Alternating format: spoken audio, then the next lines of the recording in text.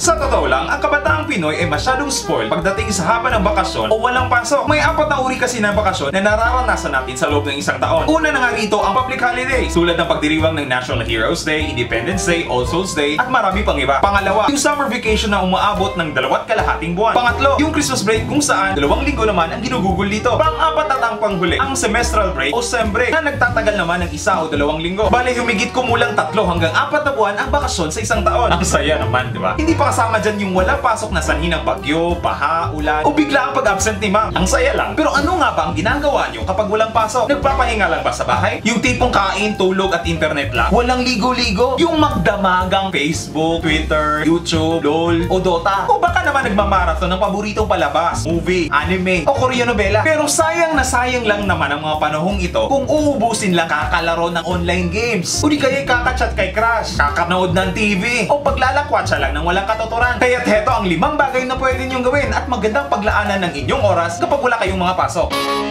Una, mag-aral pa more. Oo, mag-aral ka pa rin. Bakasyon nga, di ba? Pero aral pa rin. Oo, bakit? Hindi ba pwede? Masama ba? Pag-aralan ng mga bagay na gusto niyong gawin. Gaya ng mag-swimming, mag-basketball, mag-karate-do, mag-chess, mag-drawing, mag-painting, mag-sulat, mag-gitara, kumanta, sumayaw, at marami pang iba. Pwede niyo ring pag-aralan in advance yung susunod na mga lessons niyo. Tataas ng grades niyo, marami pa magkakakrasya inyo. Pangalawa, magbanat ka din ng buto pag may time. Oo, magtrabaho ka. Huwag laging umasa sa mga ibinibigay na pera ng mga magulang niyo. Bigyan niyo rin sila ng break kapag walang pasok. Kung nasa tamang edad ka naman, mag-apply part-time ng summer job sa gobyerno, sa mga fast food chains, o di kaya naman kahit magtinda-tinda ka ng kahit anong bagay na pwedeng ibenta. May sariling pera na kayo, lalawak pa ang experience nyo. Pangatlo, tumulong sa gawaing bahay. Huwag laging matigas ang ulo. Bumawi naman kayo sa mga magulang nyo kapag walang pasok. Maghugas ng plato, magwalis at maglapaso ng sahig, magpunas ng alikabok, linisin ng CR, magligpit ng tinutulugan, maglinis ng kwarto, ayusin ang mga damit sa cabinet, magluto at maghain ng pagkain, tumulong sa paglalaban ng damit, alagaan ang mga nakababatang kapatid, at marami pang iba. Matutuwa ang mga magulang nyo at baka maisipan pang dagdagan ang allowance nyo. Pangapa, lumabas ng bahay paminsan-minsan. Mamasyal. Nakakabagot din naman yung laging nasa bahay lang. Masarap pumunta sa mga malalayong lugar kapag may pera. Pero kung walang budget, nandyan naman lagi ang mga mall at park. Huwag na lang magdala ng pera para mas makatipid ka pa. Pwede rin namang mamasyal sa paligid-ligid, sa likod bahay, o sa neighborhood. Masaya na rin kapag nandyan ang barkada. Panglima, maging aktibo sa inyong komunidad. Magboluntaryo sa community activity sa inyong lugar. Masarap yung may sense of value at may sense of fulfillment kapag sumasali sa mga ganitong gawain. Marami na kayong makikilala, magkakaroon pa kayo ng silbi sa iba. Minsan makakalibre pa kayo sa chibugan. Ang saya lang. Gumagala ba kayo ng pamilya o barkada niyo kapag walang pasok? O magpapahinga lang muna magdamag sa bahay? Yung babad sa computer at internet. Kahit ano pang trip niyo tuwing bakasyon o kapag walang pasok, gawin lang dapat itong produktibo at makabuluhan. O ikaw, ano bang ginagawa mo kapag walang pasok? Comment down below. And don't forget to tag your friends para alam din nila. Share the good vibes and subscribe. Let's all be friends. Add me on Facebook. Thanks for watching. Till next. Masalam, sorry guys.